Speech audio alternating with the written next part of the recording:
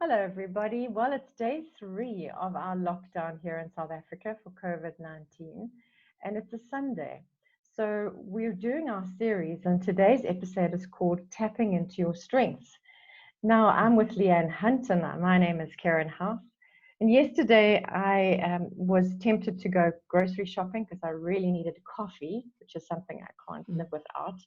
So I Okay. waited for a while and eventually I needed to go. I planned it well. I did my list. I went out to a shop that was quite big locally, and I just was the first experience for me of going through all the procedures as part of a community Mm, of making sure that we are protecting each other in the mm, supermarket, and all of the procedures were very well in place. But it certainly good. came home to me as to where we are today. So, Leanne, what do you think? How do you think people are adjusting to having to stay in their own homes? Well, yeah, as I said yesterday, we're all on our own journey. I think people are at very different places in this. But generally, I'm just sort of picking up in general. People are frustrated, and in many cases, they're expressing their frustration. I think some people are just hoping it's going to pass. It's not really going to pass if you don't attend to it. And I think that's what I want to look at today. Okay, great. Yes. And then do you think, if from your perspective, if how can you relate to their frustration? Can you relate Mm. to this frustration that we're going through? Oh, very much so.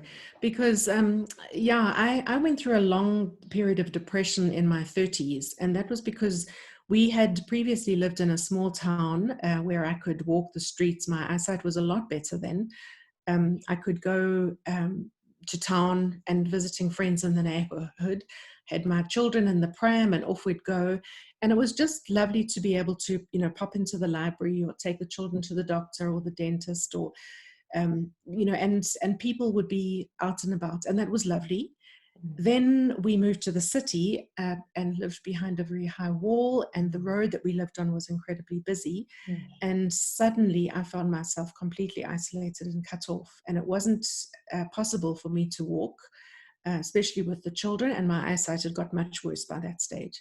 Mm. Um, and yeah, I think at that stage, what really made it hard for me was the feeling of worthlessness. Just what is the point of my life if all I'm doing is sitting here inside? Yeah, absolutely. That's actually a really profound statement. Yes. Mm. So, what have you learnt over the years that perhaps you can share with us about coping with cabin fever? Mm. I think the biggest lesson I'd like to share with people is that you really need to tap into your own strengths. You need to do what brings you joy, what Mm. gives you energy. And that comes from my own experience of when I did find myself housebound in the city. I took role models for myself, and the role models I took tended to be of two kinds. So the one kinds were people like the monks and the hermits of ancient times, who would sort of find satisfaction in meditating on God, and it was that Yes. very isolated, reclusive lifestyle. The other group of people were scholars and writers who would also be secluded to do their very great, important works for posterity. And I thought, okay, I can write. This is what I'm going to do. But unfortunately, although I can do those things, it's not really my top strength. My top strength is being able to inspire and motivate people.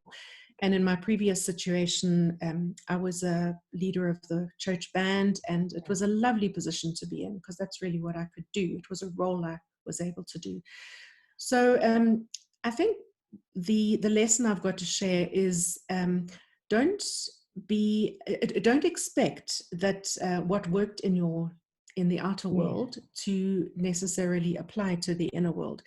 Don't expect that your roles will be exactly the Mm. same, and don't expect that your roles can alter entirely. You need to stay very true to who you are. So, just to give you some examples, if your gift or your real strength is being able to make connections between things, then I Yes. would say pursue that interest in whatever direction it takes you, whether it's in the way history repeats itself, or how technology is connecting people, or whatever is, you might even want to connect some things that are completely arbitrary, and find out what happens when I connect this with that. What do I get? Some people are incredibly good at that, and they are the innovators of our society. Yes. Then you've got people who, say, for example, you are able to face the very darkest parts of human nature. Many of us can't do that. It's just too ugly and too dark. But if that is something that you actually can do, then go for it. Read and listen to people. Read stories that are, well, especially listening, because we can now listen online to people's testimonies and stories of what they're going through. And broaden your horizons to go beyond what the kind of experiences that you may have come across, to experiences of people who live in different cultures and under very different conditions. So face those dark aspects of human nature, but beyond where you would normally encounter people in your daily life. And if your strength is, for example, connecting with other, or helping other people, you would normally maybe be going out and just sort of helping people, perhaps giving them lifts to various places and whatnot. If you can't do that kind of thing, then make phone calls and connect with people to encourage them, or to just have a laugh, because so many people are going to be feeling isolated now, that just to connect with someone and share a laugh over a silly mistake you might have made, And I think there'll be many people out there who their special gift is getting things done. I expect that probably a good proportion of those people will find themselves in the essential services. So they are literally continuing work. But if your workplace has been laid off, and you find yourself stuck at home, I would imagine there's lots of things you could do from home. So, for example, you could get somebody's book that you can edit for them online, or you could do somebody's taxes, or help them with their accounts, or teach them a skill that like playing the guitar, and you could teach somebody online. So whatever your skill is, make sure you're doing that one thing, because we need to do what brings us joy and what energizes us. And I like to think of it as feeding my soul. And we need to be really feeding our souls during this time, because otherwise the danger of worthlessness and feeling like we actually have nothing to give can be extremely disempowering, and lead to some really bad thoughts and beliefs about who we are. Lovely. Wow. I really enjoy that concept of being true to yourself, and really tapping into your inner strengths, feeding your soul. Those sort of words are really beautiful. I think also possibly even just the exercise for those people listening and watching who haven't actually ever listed their strengths is something Yes, that is absolutely. a really great exercise. It's a brilliant exercise, yes.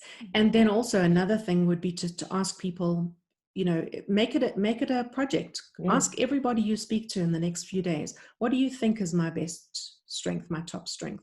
Wonderful. And you might be surprised. Might be surprised. That could be leading to a whole new horizon. Yes. Thank you so much, Leanne. It's a wonderful chat. And we will chat to you tomorrow for day 4. We're finishing off on day 3. Have a lovely day, everybody. Bye. Thanks, Karen. Bye-bye.